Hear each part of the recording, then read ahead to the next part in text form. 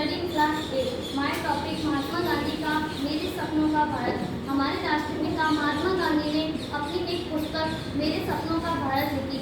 इन्होंने इस पुस्तक में भारत की कल्पना की और उसके लिए संघर्ष भी किए। उन्होंने भारत को हर तरह की गुलामी और परावलंबनों से मुक्त, ऊंचे और नीचे वर्गों का भेद न हो, जिसमें विविध संप्रदायों का मेलजोल हो, स्त्रियों को पुरुषों के समान अधिकार हो, भारत विश्व में सबसे ऊंचा हो तथा इसका सम्मान हर कोने में किया जाए, ऐसा सपना देखा था।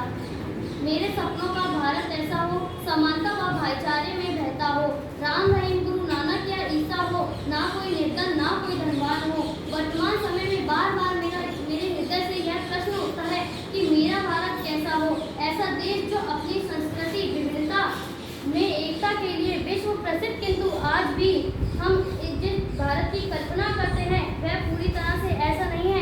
इसके लिए सबसे महत्वपूर्ण है कि हर व्यक्ति शिक्षित हो तथा जो बेरोजगारी हमारी युवा पीढ़ी को दीमक की भांति की तरह खा रही है, उससे हम निजात पा सके। क्योंकि कहा गया है कि देश की अर्थव्यवस्था एक बात कहे सच्ची, देश की अर्थव्यवस्था एक बात कहे सच्ची, भिखारियों की हालत बेरोजगारों से अच्छी, भिखारियों की हालत बेरोजगारों से अच्छी। भारत एक महान राष्ट्र बनने की पूरी ताकत रखता है। इसके लिए सर्वप्रथम प्रत्येक नागरिकों को अपनी जिम्मेदारी निभानी होगी। मानव संसाधनों और प्राकृतिक संसाधनों का एक सेतु बनाकर इसे विकास के साथ जोड़ना होगा। क्योंकि अगर भारत को विकसित करना है तो आवश्यक है क्षेत्रों को विकसित करना, क्योंकि भारतीय नींव ही तो गाँव ही है, तभी मेरे सपनों का भारत का एक आयाम पूरा हो सकेगा।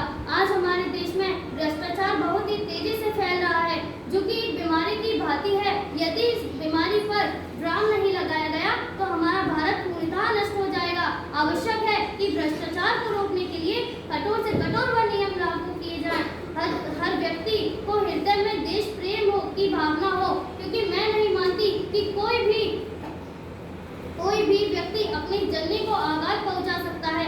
अतः भ्रष्टाचार, घूसखोरी इत्यादि लोगों तत्वों से निजात पाकर ही हम भारत को विश्व गुरु बनाने का स्वप्न पूरा कर सकेंगे। मेरे सपनों का भारत ऐसा हो जहां कहीं भी महिलाओं के साथ उत्पीड़न, घरेलू अत्याचार आदि देखने को ना मिले। क्यों जरूरत पड़ती है हमें आज भी बेटी बचाओ बेटी पढ़ाओ की जैसे अभियानों की? क्या सरकार के द्वारा बनाए गए कानूनों से ही हम इन बुराइयों से निजात नहीं पा सकते? तो नहीं, आवश्यक है हर व्यक्ति को नारी का सम्मान करें, क्योंकि नत्र नार्यस्तु पूज्यन्ते रमन्ते तत्र देवताः यत्र तास्तु न पूज्यन्ते सर्वफलाः किर्या चाहिए। तो आवश्यक है जहाँ की स्त्रियों को सम्मान व शिक्षित होना, क्योंकि अगर एक लड़का शिक्षित होगा तो एक परिवार शिक्षित होता है। भारत आज भी विवेकशील देश है। जैसे मैंने अपने स्वप्न में भारत को देखा था, मैं चाहती हूँ यह सर्वप्रथम एक विकसित देश बने। यहाँ औद्योगिकी व तकनीकी का विकास हो, अपराध बिल्कुल खत्म हो जाए, जाति व भेदभाव